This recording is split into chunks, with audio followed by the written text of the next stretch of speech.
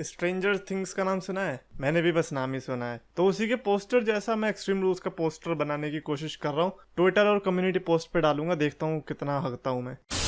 तो गैस तो मैं चैंपियंस ऑफ द वर्ल्ड में 3DX चेतन एंड आज हम ऐसे इंस्टेंसेस के बारे में बात करेंगे जब WWE ने किसी सुपरस्टार को बुरी तरह से इरेज करने की कोशिश करी, यानी कि हमें भुलाने की कोशिश करी कि भाई ऐसा तो कोई था ही नहीं।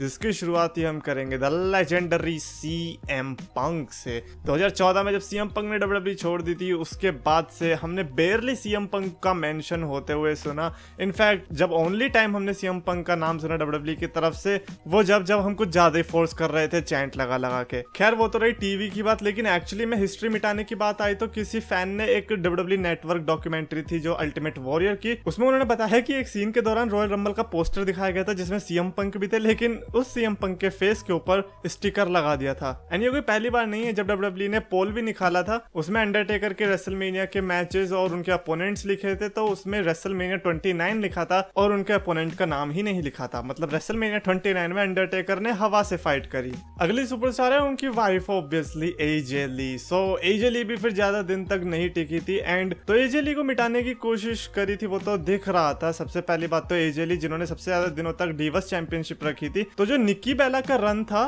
उसने AJ ली को भी सरपास कर दिया। तो बेसिकली अगर हिस्ट्री में जाएंगे और WWE ये बताएगी कि सबसे ज्यादा दिनों तक किसने वुमेन्स चैंपियनशिप रखी थी, तो वो निक्की बेला का नाम ले सके, ना कि AJ ली का। खैर ये तो अनऑफिशियल हो गया ना, ये तो हम स्पेकुलेट कर रहे हैं, बट ऑब्वियसली है ही ये। लेकिन WWE24 ऐसी डॉक्यूमेंट्री आई जिसमें वो वुमेन्स रेवोल्यूशन के बारे में बता रहे होते हैं एंड उस पूरी डॉक्यूमेंट्री में एक बार भी AJ ली का मेंशन नहीं हुआ, जबकि AJ ली बहुत बड़ा पार्ट थी वुमेन्स एवोल्यूशन का, जिसके चलते बिग ई जो कि AJ ली के साथ काम भी कर चुके हैं डॉल्फ जिगलर के साथ, तो उन्होंने ट्वीट कर लिखा था, what the hell am I supposed to do now? I can't go back to Dolph Ziggler and the woman whose name is not to be uttered. मतलब बेसिकली उन्होंने WWE के ऊपर ही छोटा सा शॉट्स ले लिया कि कैसे AJ ली को मेंशन नहीं किया जा रहा। वही अगला सुपरस्टार है the ayatollah of rock and roll Chris Jericho. So Chris Jericho जब चले गए थे WWE से एंड उसके बाद NJPW में अपीयरेंस दिया और भी कंपनीज में अपीयरेंस दी, तो उसके बाद से हमने क्या देखा, जो WWE का इंट्रो होता है उसमें क्रिस जेरिको हुआ करते थे, लेकिन उसी सेम स्पॉट पर अब क्रिस जेरिको की जगह कोई और है। यानी कि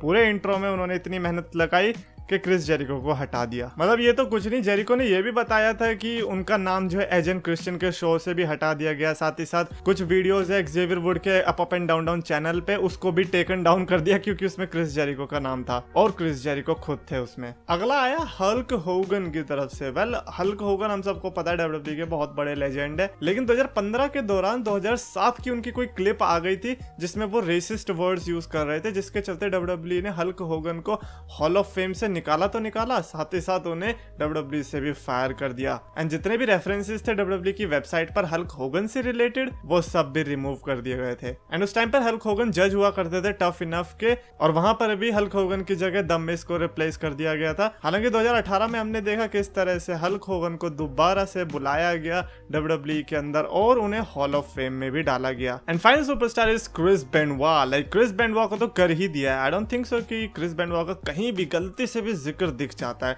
WWE नेटवर्क पर आप क्रिस बेनवा सर्च नहीं कर सकते एंड हालांकि क्रिस बेनवा के मैचेस हैं, लेकिन उन मैचेस में क्रिस बेनवा का नाम नहीं है। मतलब आप नाम से सर्च नहीं कर सकते। अगर आपको पता है कौन से एपिसोड में उनके मैचेस थे तो आपको देखने को मिल जाएंगे।